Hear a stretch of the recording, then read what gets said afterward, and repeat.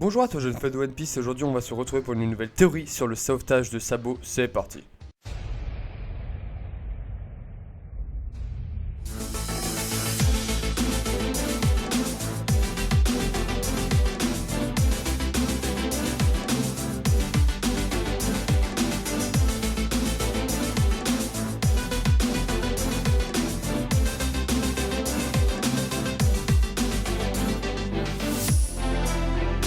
Avant que la vidéo commence, n'hésite pas à t'abonner à la chaîne, ça m'encourage énormément. Allez, on est parti. Aujourd'hui, comme vous l'avez vu dans le titre, on va parler du sauvetage de Sabo. Si vous suivez un peu l'actualité de One Piece, nous avons appris que Sabo est mort. Bon, pas d'inquiétude, je ne pense clairement pas que c'est le cas. Je vois mal Oda tuer le dernier frère de Luffy après ne l'avoir montré qu'une seule fois. Surtout que cette nouvelle nous est apprise par le journal de Morgan, qui est, selon moi, pas forcément une valeur sûre. Par contre, quelque chose est vrai, c'est que Sabo a bel et bien été capturé à Marejoie pendant sa mission pour sauver Kuma des Tenryubito. Nous n'avons pas de preuve de comment cela s'est produit, surtout qu'il était accompagné des 3 commandants de la mer révolutionnaire, donc bon, ça reste un peu bizarre. Oda veut nous mettre du suspense jusqu'au bout et veut nous montrer un Luffy enragé quand il va apprendre la nouvelle après avoir fini son escale sur Wano Kuni. Oda nous a dit que Wano Kuni serait un arc juste génial, mais ce qui va le suivre va l'être encore plus, car il y aura sûrement l'arrivée de Luffy à Marejoie après avoir compris la vérité sur ce monde. Barba Blanche nous avait prévenu qu'une grande guerre éclatera un jour, et cette guerre va changer le monde. Je pense que Sabo est l'élément déclencheur pour enfin faire l'attaque sur Marejoie.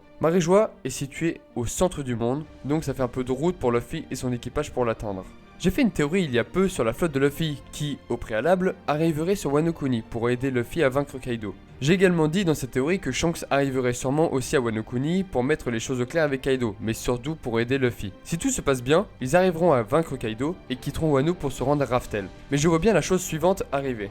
Pendant qu'ils partiront vers Raftel, Luffy apprendra que Sabo va se faire exécuter et fera donc demi-tour pour aller le sauver. En sa compagnie, normalement, nous aurons toujours sa flotte constituée de 5400 personnes et de Shanks. Comme je l'ai dit juste avant, Marejoie, ce n'est pas la porte à côté de Wano et c'est là que Shanks joue un rôle très important. Si vous vous souvenez bien, Shanks après avoir vaincu Kaido, enfin, on sait pas réellement ce qui s'est passé, s'est rendu à Marineford en à peine une journée. Ce qui veut dire que Shanks a sûrement une solution pour se déplacer très rapidement sur la mer et Luffy pourra donc arriver à temps pour sauver Sabo. Je ne pense pas que l'exécution se fera sur le nouveau Marineford, mais plutôt à Marejoie direct. Les Tenryubito voudront sûrement se venger de lui après les avoir attaqués et voudront observer le spectacle. En gros, ce que je suis en train de dire, c'est que ce sera un peu comme avec Ace, mais sans Impel Down et avec une armée beaucoup plus puissante que celle de Marineford dans le passé.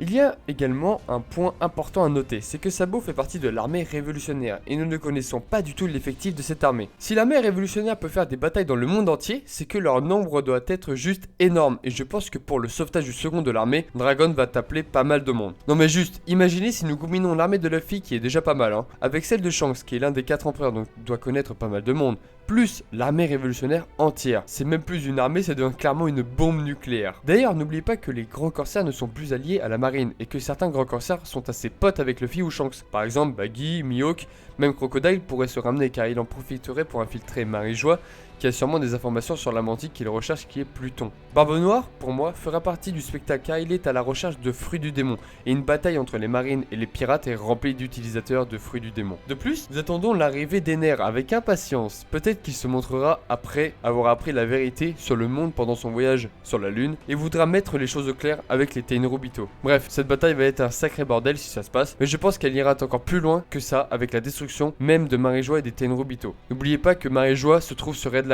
et si nous avons un fou comme Barbe Noire accompagné de Shanks et de Dragon, Red Line ne va pas tenir longtemps et c'est là que les choses sérieuses vont enfin commencer pour savoir qui sera enfin le roi des pirates. Cette bataille sera un peu comme la révolution du clan des Dee contre les Tenryubito car nous savons qu'il y a eu un conflit entre le clan des Dee et les Tenryubito dans le passé. Donc voilà les gars, c'est tout pour cette théorie. Si elle t'a plu, n'hésite pas à t'abonner, laisser un petit like et un commentaire et je te dis à la fois prochaine sur la chaîne du grand Itolusan. À la prochaine.